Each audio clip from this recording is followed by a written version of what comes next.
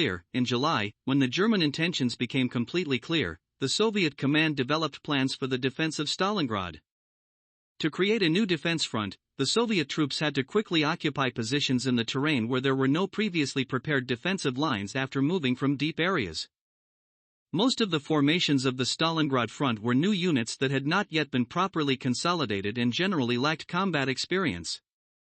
There was a sharp shortage of fighter aviation, anti-tank, and anti-aircraft artillery. Many divisions were lacking ammunition and vehicles. In the USSR, the date the battle began was considered to be July 17. However, Alexei Isaev discovered in the Combat Journal of the 62nd Army data about 2 engagements that took place on July 16. According to this source, the advanced detachment of the 147th Rifle Division was shelled by the enemy's anti-tank guns near the village of Morozov at 1740 and destroyed them with return fire. On July 17, at the border of the Chur and Simla rivers, the advanced detachments of the 62nd and 64th Armies of the Stalingrad front encountered the vanguards of the 6th German Army. Interacting with the aviation of the 8th Air Army, Major General of Aviation T.E.T. Kryakin, they put up stubborn resistance against the enemy, who, to break their resistance, had to deploy 5 divisions out of 13 and spend 5 days fighting them, source not provided 56 days. Eventually, the German troops pushed the advanced detachments from their positions and approached the main line of defense of the troops of the Stalingrad front. The resistance of the Soviet troops forced the German command to reinforce the 6th Army. By July 22, it had already amassed 18 divisions, totaling 250,000 combat personnel, about 740 tanks, 7,500 artillery pieces and mortars. The forces of the 6th Army supported up to 1,200 aircraft. As a result, the balance of power further tilted in favor of the enemy. For example, in terms of tanks, they now had a twofold superiority.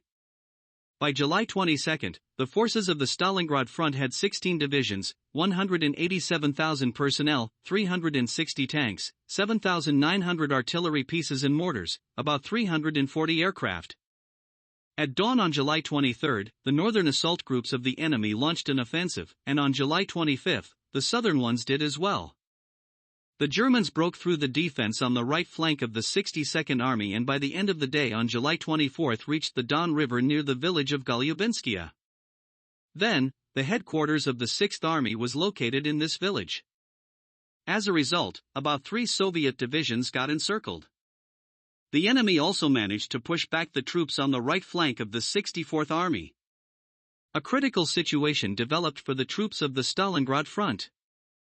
Both flanks of the 62nd Army were deeply engulfed by the enemy, and their advance towards the Don created a threat of breakthrough to Stalingrad. By the end of July, the Germans had pushed the Red Army troops back beyond the Don. The line of defense stretched for hundreds of kilometers from north to south along the Don. The 6th Army was only a few dozen kilometers from Stalingrad, and the 4th Tank Brigade, located to the south of it, turned north to help capture the city.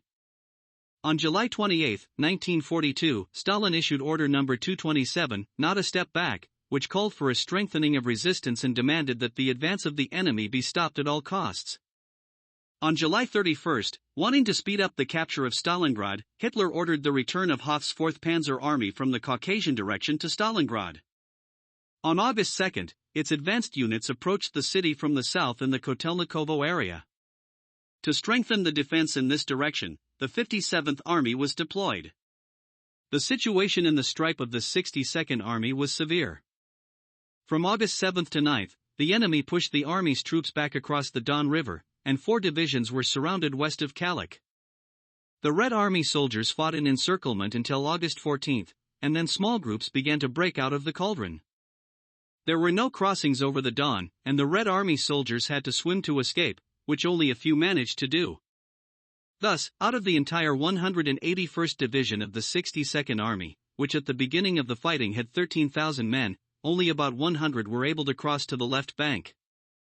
The situation in the stripe of the 62nd Army was severe. From August 7 to 9, the enemy pushed the Army's troops back across the Don River, and 4 divisions were surrounded west of Kalach. The Red Army soldiers fought in encirclement until August 14, and then small groups began to break out of the cauldron. There were no crossings over the Don, and the Red Army soldiers had to swim to escape, which only a few managed to do. Thus, of the entire 181st Division of the 62nd Army, which had 13,000 men at the beginning of the fighting, only about 100 managed to cross to the left bank. From August 14 to September 1, 1942, the 20th Motorized Rifle Brigade, along with some other units, stubbornly held the city of Calacan Don, from August 22, completely surrounded, leaving it only on the night of September 1 by order of the command and joining the units of the 62nd Army. Fighting in the Great Bend of the Don continued from July 23 to August 11. During this time, the Wehrmacht managed to reach the right bank of the Don and establish a foothold on the left bank.